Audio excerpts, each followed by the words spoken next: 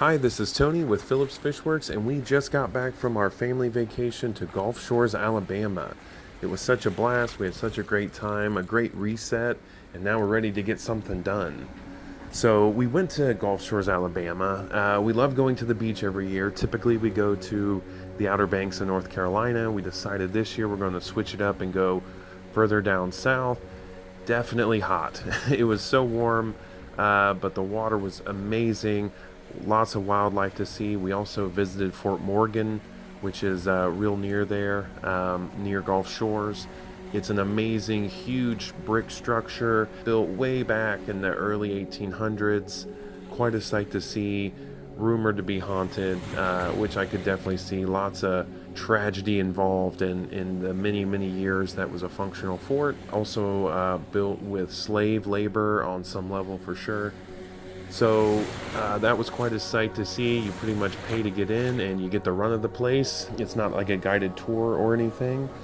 And also, about midway through this video, we'll take a closer look at some of those little hermit crabs and other crustaceans. Also, this video is going to be a little bit of an update at the very end. We're going to talk about a big algae scrubber I've built. Not a scrubber to scrub algae off glass, but an actual filtration unit that's called Algae Scrubber. You'll see a little sneak peek at the end. I do have a video coming out soon where I go in depth on how it works and also the build of it. So Gulf Shores was quite an amazing place. You know, I'm used to the Outer Banks of North Carolina. There was a pool also for the little ones at the condo, which was extremely nice. We ate way too much food all week, but you know, that's how it goes. But while you're watching some of these little clips of the beach and the fort and some fish, I want to talk about scuds again. I know I'm always talking about scuds, but that's one of the main creatures I sell, and it's where I get all my questions. I get people asking me questions related to scuds and microfauna, and usually the introduction of microfauna into their aquarium. I get questions about that every single day. Lately, I've gotten quite a few about wanting some kind of timeline. When am I going to have an established food web? I can't give you a specific number or timeline. They're very situational. It's totally dependent on your aquarium, what's in your aquarium, the predators in your aquarium, what you're feeding your aquarium. And yeah, definitely how it's set up, the amount of surface area, the amount of habitat for these small creatures, that is all critical and crucial to the development of the population of microscopic creatures, and even the macro creatures like the scuds and copepods, the cherry shrimp, that kind of stuff. You know, I think we almost need to change our minds the way we're looking at this. And you know, we as humans want to do something and get a result, and we typically want it right now and we want it fast. We want to set up an aquarium, we want to introduce some kind of microfauna culture, and then we want it to be an established aquarium right now, and then we want to put fish in there, and then we want to not ever touch it again, and we want to watch it be a thriving ecosystem immediately. And that's just really not how it works. But it needs time. Time is the biggest factor here, and that's the largest limiting factor, is not giving it enough time, not having enough habitat in there. We want everything to be instant, and it really takes a fair amount of time, but we want it right now, and it's just not one of those right now kind of things. A complicated interconnected food web takes a long time to develop. It doesn't happen overnight. It certainly doesn't happen in a week or two. It doesn't happen necessarily in a month or two. In a month or two, you'll see, you know, large reproduction of a lot of these small creatures, but you don't have a stable environment created from a brand new tank within a couple months. It's just not, you can't call that a seasoned tank or a thriving ecosystem quite yet. You're certainly on your way, especially if you're introducing, you know, kind of microfauna cultures and different things to it and using natural materials. You're definitely on your way to that, but time is the biggest factor. You've got to let some of that sediment layers build up. You've got to let that environment, you know, get a little seasoned before, you know, the creatures are going to really take hold and really be able to thrive in there. It's not so much well, if I introduce this on Monday, you know, 2 weeks from then, you know, am I going to have a food web where I don't have to feed my fish anymore? those are the types of scenarios people want to happen, because that's what they're asking me. So I know that's what's in their minds. And I've learned from observation that that's just really not how it works.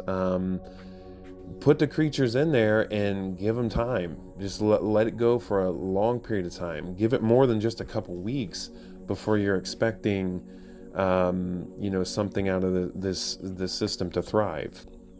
Also, another question I get all the time is related to not being able to see these little creatures in the aquarium, especially with fish present. I just got an email from a customer who had bought a bag of bugs and had kept it in a big jar for a period of time.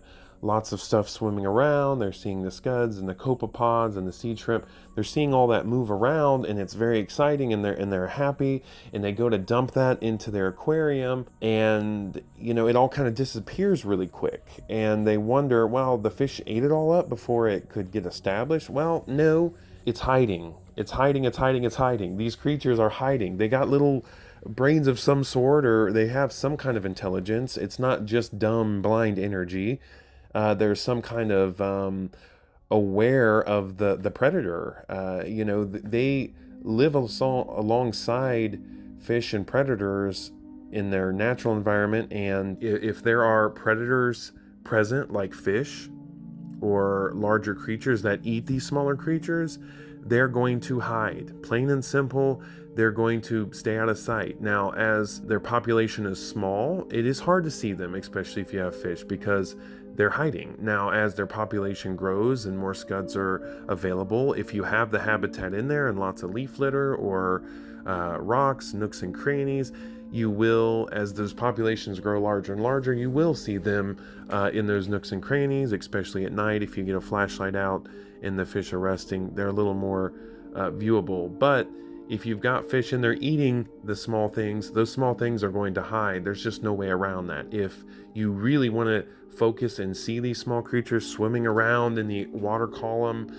you're going to have to make a dedicated like a microfauna tank, which is easy to do. You do it in a 10-gallon, a 20-gallon, a big tank. I mean, whatever your heart desires, you can do. But if you have fish with these small creatures like scuds or copepods or seed shrimp, and the fish are eating on them, then they're probably going to be out of sight. Now, they can build up large enough populations to kind of be present and be seen with fish, but again, that takes time.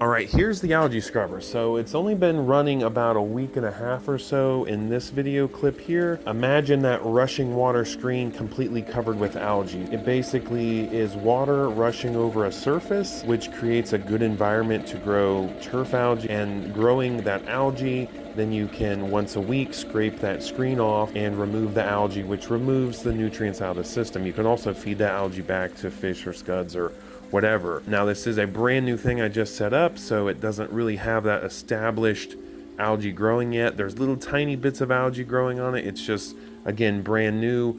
Once it sits a month or two running, it will get a very established colony or a big mat of algae growing, and then once a week, after that's established, once a week or so, you scrape that algae off.